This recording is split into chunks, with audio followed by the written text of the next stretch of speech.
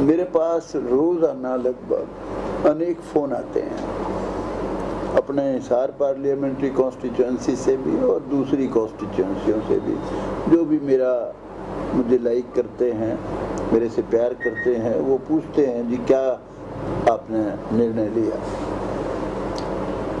तो आज मैंने सोचा भाई समय भी कम रह गया तो लोगों को बता दूं।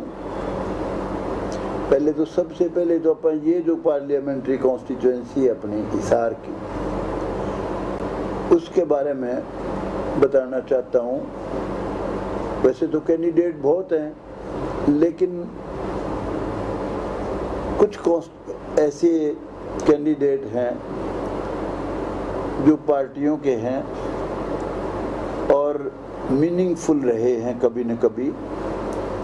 सबसे पहले तो हमारे मायावती जी हैं, गरीबों की सबसे बड़ी नेता है नॉर्दर्न इंडिया की, एक विशेष वर्ग की वैसे और अदरवाइज, क्योंकि काशीराम जी ने बड़ी तहरीर चलाई थी देश में और बड़े कामयाब भी हुए थे।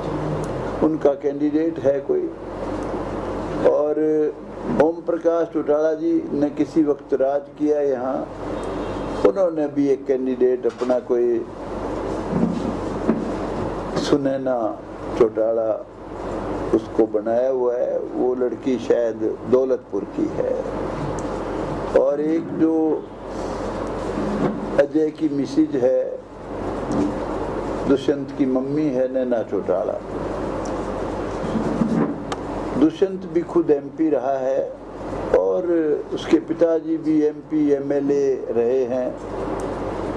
और पिछली सरकार में खट्टर साहब की जो सरकार थी उसमें डिप्टी चीफ मिनिस्टर थे, तो उनकी माताजी इलेक्शन लड़ रही हैं, नैना चौटाला। और जयप्रकाश कांग्रेस पार्टी से इलेक्शन लड़ रहे हैं। यहाँ के जाने माने हर आदमी उनको जानता है और 3 बार यहाँ से एमपी रहे, 1 बार मिनिस्टर रहे शुरू में 89 में, पेट्रोलियम मंत्री। 2 बार वो एमएलए भी रहे, 1 बार बरवाड़ा से, 1 बार किलायत से। उनको भी सभी लोग जानते हैं। बीजेपी पार्टी से रणजीत चौटाला चुनाव लड़ रहे हैं। प्रेजेंटली वो बिजली मंत्री हैं, जेल मंत्री भी हैं। 4.5 साल से वो यहाँ काम कर रहे हैं हरियाणा में, उनको भी लोग जानते हैं। उनके अलावा अनेक और भी कैंडिडेट हैं। कोई भट्टी एक है, कोई हमारा क्या नाम है उसका भाई बांसवाड़ा, हट्टी सरपंच, ऐसे और भी बहुत लोग चुनाव लड़ रहे हैं। तो सबसे पहले तो मैं ये बात कहना चाहता हूँ भाई, जो भाई जिसको जो कैंडिडेट अच्छा लगता है, जो पार्टी अच्छी लगती है, वो शौक से वोट दे। मैं किसी को यूँ नहीं कहूँगा आप फलानी पार्टी को वोट दो, क्योंकि डेमोक्रेसी है, सबको अपने मन मुताबिक कैंडिडेट चुनने का अधिकार है। लेकिन मैं कुछ बातें रखना चाहता हूँ। कुछ लोगों ने इस चुनाव को ऐसा चुनाव बना दिया जैसे आज को असेंबली के इलेक्शन हो रहे हैं, चीफ मिनिस्टर का चुनाव होना है।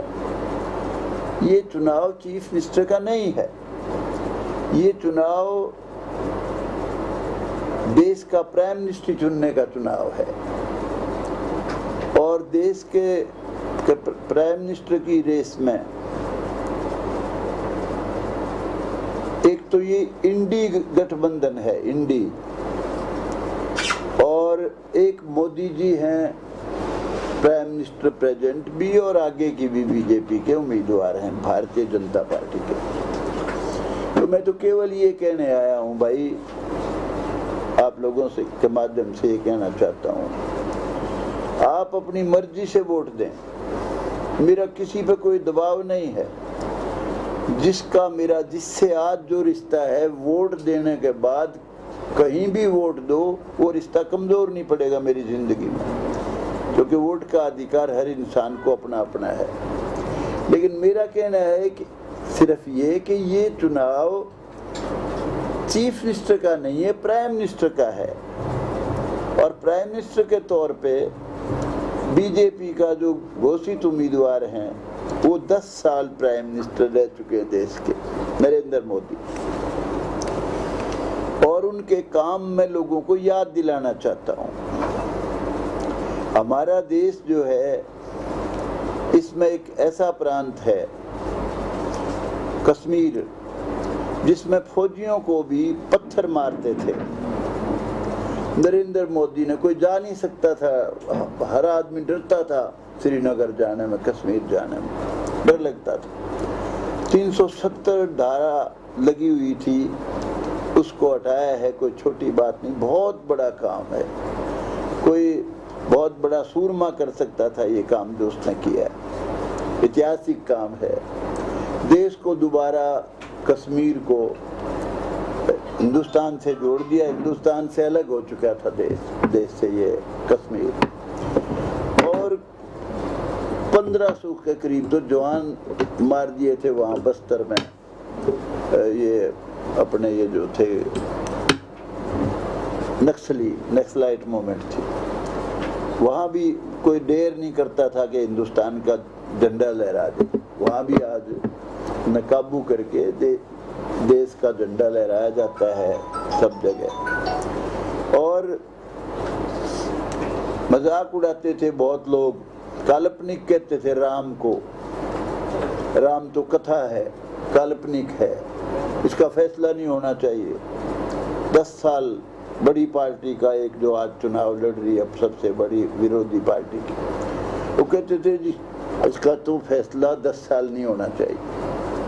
लेकिन नरेंद्र मोदी ने राम मंदिर बनवाया, कोर्ट ने फैसला दिया, कोर्ट से भी फैसला करवाया, वरना तो लटका हुआ था बहुत साल से और लटक सकता था। ये हमारे लिए, हिंदुस्तानी के लिए, हर हिंदुस्तानी के लिए, किसी भी मजहब का हो, अगर इस देश का है तो उसके लिए गौरव की बात है। तीसरा, हमारी मुस्लिम बहनें थी, उनको 3 तलाक कह के छोड़ देते थे। और पुराने ज़माने में राजीव गांधी के समय में एक ऐसा केस आया था, सुप्रीम कोर्ट के फैसले के बावजूद उन्होंने कानून पास करके वो सुप्रीम कोर्ट का फैसला ख़त्म कर दिया था। तो ये बहुत बड़ा काम करवाया है 3 तलाक का हमारी मुस्लिम बहन बेटी के लिए। और महिलाओं को 33% आरक्षण सारे पार्लियामेंट में और स्टेट्स में, और भी अनेक काम नरेंद्र मोदी ने किए हैं। और ये जो इंडी गठबंधन बना है, कांग्रेस पार्टी तो लगभग आधे कैंडिडेट लड़ा रही है, लगभग 5-7 फालतू होंगे, बाकी तो डिफरेंट पार्टीज हैं। हमसे जुड़े रहने के लिए हमारे YouTube चैनल को सब्सक्राइब करें और नई वीडियो की नोटिफिकेशन के लिए बेल आइकॉन को दबाएं। अगर आप ये वीडियो Facebook पर देख रहे हैं तो लाइक जरूर करें और ज्यादा से ज्यादा शेयर करें। धन्यवाद।